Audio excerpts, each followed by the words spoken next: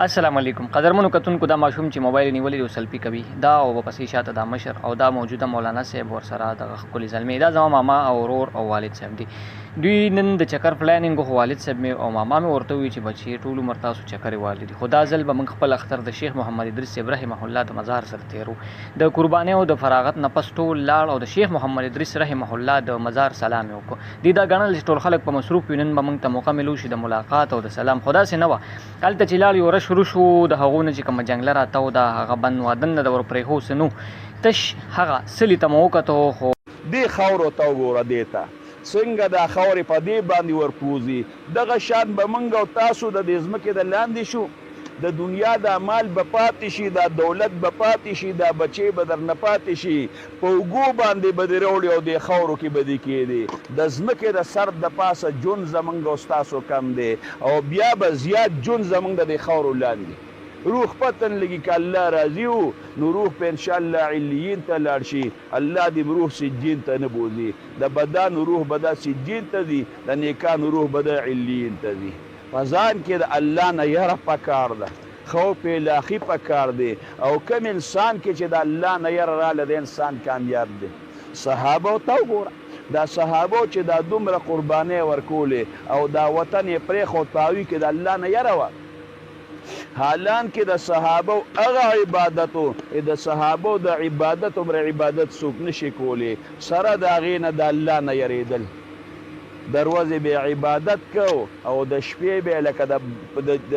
مچو په شانتې بنګار کو داسې به الله ته جړل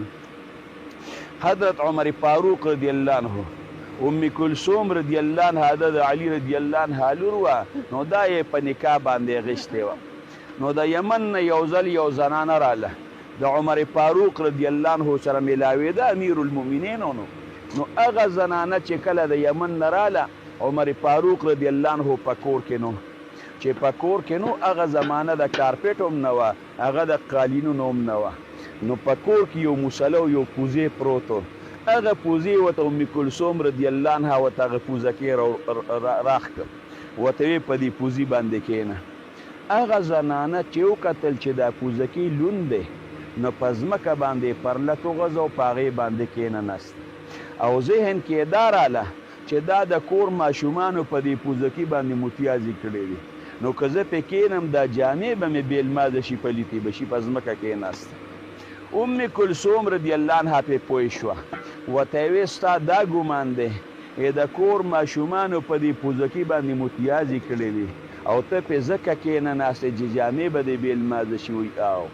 او ورته وایي قسم په الله که د کور وړو په دې پوزکې باندې متیازې کړي امیر المؤمنین عمر فاروق رضی الله عنه چې په نیمه شپه تهجد له راپاسي او بیا مونځ کوي الله ته ولاړي او د الله د یرې جاړي دا د هغه هغې اوښکو لوند کړی دی چې اوسه پورې لوند پروت دی اوسه پورې لوند دی دا د هغه اوښکو لوند کړی دی دا د ماشومان هغه متیازو نه دي لوند کړی حالان کې عمر فاروق رضی الله عنه څومره مرتبه ده د دواړو جهانو سردار مبارک فرمایي که زما نه پس پیغمبر وي نه هغه به عمر وي خو زما نه پس پیغمبر شته دی نه څومره لویه مرتبه یو ځل دغه صفا اسمان دی مزیدار شپه ده د اسمان د ستورو ډک دی عایشه رضی الله عنها د دواړو جهانو سردار مبارک ته فرمایي وی د الله رسوله وی د اسمان د دې ستورو عمره نیکی به هم د چا وي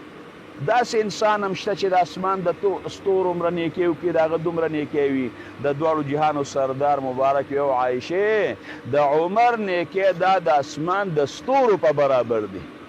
دومره د عمر فاروق رضی الله عنه نیکی او د دواړو جهانو سردار مبارک فرمایي چې په کومه لار عمر دی شیطان ورته هغه لاره پرېږدي او سره د دې نه پړه کې د الله پاک نه څومره یره چې ټوله شپه الله ته جاړه او هغه پوزکې دروازې هم د هغه په اوښکو باندې لون پروت دا دومره الله ته هغه جړلي نن زموږ پړه کې یره نشته خوف الهي نشته مونځ کوو سوچ او توجه زموږ بل لره که د نیکۍ کارونه کوو هغه هم د ریو د سمعت نه دا ډک دي بس قبلی به الله نو هسې عادت دی نو الله دې زموږ او ستاسو د عادتونه دا د الله پاک په عبادت باندې بدل کړي او الله دې مونږ کې داسې تقوا پرهیزګاري یره مونږ کې پیدا کړي څنګه په صحابو کې وه هغه په صحرا کې هم په ځنګل کې هم د الله نه به یریده. حضرت عبدالله ابن عمر رضی الله عنه په لاره روان دی، داسې په صحرا او په دشته کې یو ځای کې روان دی. یو ځای کې یو ګډبه دی، هغه چیلې ګډې سره دی ورته وایي یره وایي که ماله دې پیسې به درله درکم او د دې چیلو د دې ګډو نه ماله پی راکړه. هغه ورته وایي دا چیلې دا ګډې زما نه دي، ما ته د دې اختیار نشته، زه پردې غلام یم، پردې مریی. دی ورته وایي که ستا خوښه نو پیسې به درله درکم او د دې نه یو ګډه ماله راکړه. هغه چیلې هغه ګډ بالال کو، دې ځای کې بیا پوخ کو، پیسې به هم والې، غوښه به هم وخورو. او ورته مالک ته به څه ویم؟ وایي چې مالک در نه تپوس وکړي نو مالک ته به ده ووایه چې شرمخ راغی او بس هغې تختولی دی، ځکه په صحرا کې او په ځنګل کې سر شرمخ دا ګډه چیلې مات کړي. مالک ته به ده ووایې، مالک څه تا نه خبرېږي نه، تا خوینې نه. هغه سړی ورته وایي این الله، مالک خو دې وخت کې نشته، خو زما الله کم دی، الله شته که نشته؟ الله خو ما ویني که نه، نشم در کولی دله ما الله ویني. عبدالله ابن عمر ورته وایي چې ستا په شان کسان د ځمکې په سر موجودي، دا ځمکه به الله حفاظت کوي. عبدالله ابن عمر ورته وایي د چا مره یې؟ ورته وایي د پلانکي مره یم. لاړ ځان سره پیسې واخیستې او د هغې سړي دروازې له لاړ، هغه ته یې ور وډباو، هغه سړی د ور نه راووت. هغه ته یې ویې وروره پلانکې ستا مره یې دی؟ وایي یاو. وایي هغه ګډې چیلې چې سره یې هغه ستا دي؟ ورته ویې یاو. ورته یې ویې دا ګډې چیلې خرڅې خو نه؟ ورته یې ویې بلکل خرڅومې. عبدالله ابن عمر ورته یې په څو یې خرڅې؟ هغه ورته خو چت قیمت وې، ځان سره یې د جیب نه پیسې غیشتې وې او هغې ورته وشمارلې دا واله. ورته وایي ګډې چیلې خو مې درنه واخیستې. هغه سړی ورته وایي سری بیا درله څوک؟ وایي دغه ستا دا چې کوم رایې تا لی سری، نو که دې دې په ما باندې را خرڅ کو دا به م راله سری. هغه سړی هم ترې واخیست، د هغه له هم د هغه پیسې هم ورکړې. لومبي یې سړی واخیست او بیا ترې ګډې چیلې یې واخیستې. عبدالله ابن عمر رضی الله عنه کور ته لاړ، چې کله ماښام دغه مریی راغی او ځان سره یې ګډې چیلې راوستې. حالانکې هغه سړي عبدالله ابن عمر نو پېژندلی چې دا شهزاده دی او د بادشاه زوی دی. چې کور ته یې راوستی نو هغه مالک ورته وایي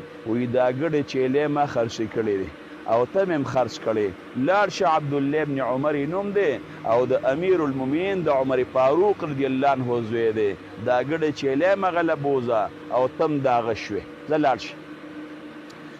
چې کله دا ګډې چیلې یې راوستې او د عبدالله ابن عمر رضی الله عنه دروازې وډبوله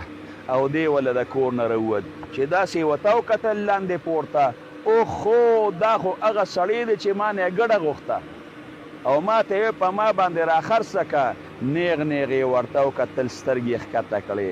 هغه ته وایي وروره دا ګډې تا اخیستې دي؟ ورته وایي او دا ما اخیستې دي. وایي ځای راته ښایه ګډې کوم ځای او درومه او ما ته هم د شپې ځای ښایه، زما مالک په تا باندې خرڅ کړی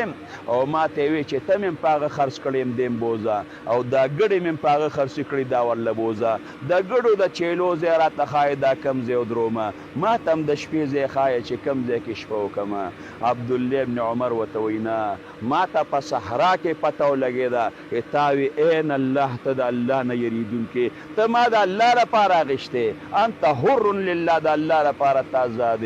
او دا ګډې م ستا دي، زه دا ګډې م ځان له بوځه، دا م ځان له سره وه، ځه لاړ شه دا ګډې بوځه. نو ګوره هغې سړي کې د الله نه یره وه، د الله نه یره وه. الله پاک مریو، الله ته حر جوړ کړ، الله وله ګډې چیلې هم ورکړې. نو د صحابو دا نوم هم جم دی، په قبر کې هم دا صحابه تر ننه پورې دا روغ پراته دي. ولې؟ د رب العالمین نه پکې یره وه. نن خلک مونځ کوي لیکن مونځ پې بوج دی، نن د قرآن تلاوت کوي په هغې کې ورته لذت او خوند نه میلاویږي، په مونځ کې ورته لذت او خوند نشته. پته ولګېده چې باطن دې پاک نه دی. که باطن دې پاک وي تا ته په مانځه کې لذت وي، تا ته د قرآن په تلاوت کې به لذت و.